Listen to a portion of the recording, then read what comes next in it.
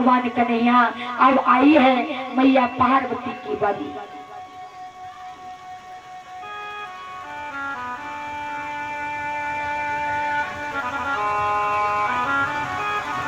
मैया पार्वती की बारी जैसे ही आई भगवान कहने लगे मैयारी तुम तो कैलाश पर्वत पर अकेली रहती हो, फिर ये तुम्हारे पास में तुम्हारे साथ में ये गोपी कौन है?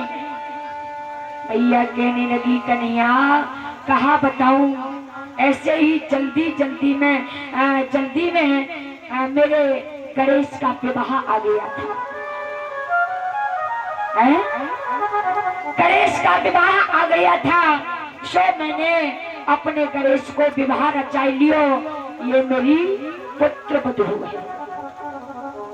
कन्हैया कहने लगे मैया तो तुमने मोही काहे नहीं बुलायो, तुमने मोही निमंत्रण काहे नहीं दियो? कन्हैया जल्दी जल्दी आयो, और तू जानता है ये जल्दी का काम शैतानों का होता है। कन्हैया अब इसको रास में प्रवेश हो जाने दे, रास में अंदर जाने दे। ये नई नवेली तो बहन है, ज्यादा मजाक नहीं करते हैं। क्यों? क्योंकि अभी इसकी मोहदिखरोनी तक नहीं हुई है, और जो मोहदिखरोनी की बात की तो कन्हैया कहने लगे तो मैया बन गई बात है, मैया बन गई बात।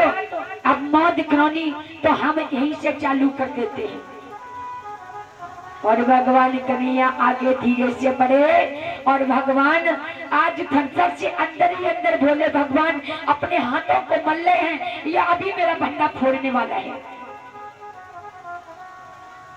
एकदम से भगवान कन्हैया ने जा करके धीरे से भोले भगवान को घूंघट उठाया, और जो ही भगवान को चेहरा देखो और जैसे ही मोहरे को देखो, और कहने लगे भैया तू इतने सुंदर बन करके आई हो, कहा तूने ओठों पर लाली लगाई है, कहा तूने आंखों में गजरा लगाया है।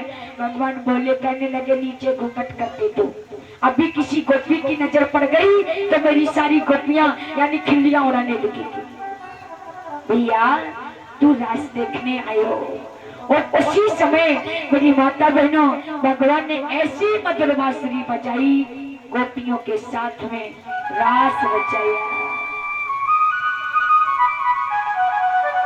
सारी गोपियां उस बांसुरी को सुनकर प्रेम में मुक्त हो जाती हैं। इतने रूप जितनी गोपियां भगवान के उतने ही रूप बन गए। प्रत्येक गोपी भगवान का हाथ पकड़ करके एक दूसरे के साथ में गलबियां डाल करके नृत्य करने लगी। प्रत्येक गोपी सोचने लगी भगवान मेरे हैं, भगवान मेरे सिवा किसी को हो नहीं सकते। उधर गोपी राधा रानी के साथ में भगवान कन्हैया नृत्य करते हैं। मेरी माता बहनों लोग कह देते हैं कि भगवान ने गोपियों के साथ में रास रचाया, उनके साथ में नृत्य किया, लेकिन छोटी सी अवस्था में काम की मात्रा नहीं होती, काम को जागृत नहीं किया था, भगवान ने काम का विनाश किया था। जितने रूप उतनी ही गोपियां, क्योंकि गोपियों को वचन दिया था कि हम तुम्हारे साथ में एक दिन रास रचाएंगे। अब तो जब भगवान एक दूसरे के साथ में नृत्य करने लगे तो उसी समय मेरी मैया गोपियों को अहंकार पैदा हो गया। गोपियों को अहंकार पैदा हुआ तो भगवान राधा रानी को साथ में लेकर अदृश्य हो गए।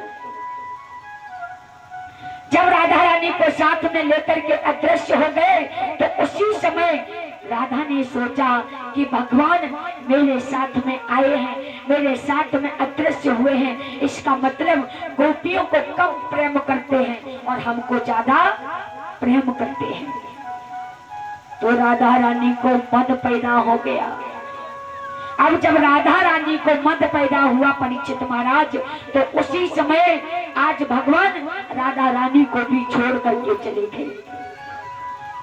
जब राधा रानी को छोड़ करके चले गए उसी समय अब तो राधा रानी आकर के गोपियों के पास में आज रोने लगी। आज भगवान को सारी गोपियां इधर से उधर यानी खोजने लगी। जब खोजने लगी, ये पीपल पाकर और बरगद कहाँ गए हैं नंद नंदन। ओ है प्रेमा बरी वो शतान प्रभु की, और चितवन से हर ले गए मन।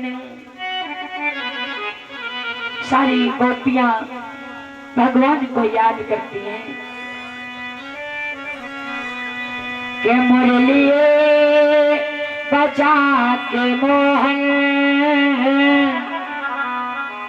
के मुरलिए बजा के मोहन, क्यों करा लिया के ना